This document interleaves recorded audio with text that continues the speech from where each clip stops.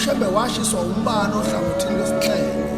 wamshiya enesilonda ethangeni esamgulisa amasonto amathathu ngqambi esebuthaka enjalo kwezwakala izwi lithi nake ukuthanda unyoko awulaleli izwi lami ngemuva kwalokhu wathumela umyalezo azisa unina ngesishayo esasimehlele ngoba engavumi ukwehlukana naye unina wamphendula ngokuthi uhlula lelizwi kaJehova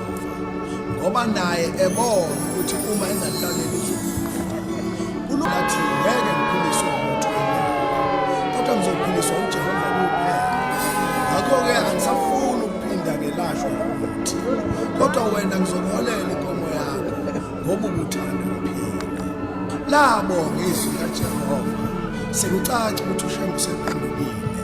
ngoba engasawufuni ukuthi nangempela wasinda eBuhleni okwakumhlabile uShembe uma engena enkonzweni abamabandla bakhononda ngokusonta kwakhe evunule ngebheshu ngoba bethi ibheshu lasesogwini kodwa iBhayibheli abalifundayo libe lithi Genesis 3:21 kwakusempola lapho wayiqhutshwa khona umoya washumayela wavula incwadi yemisebenzi 10:46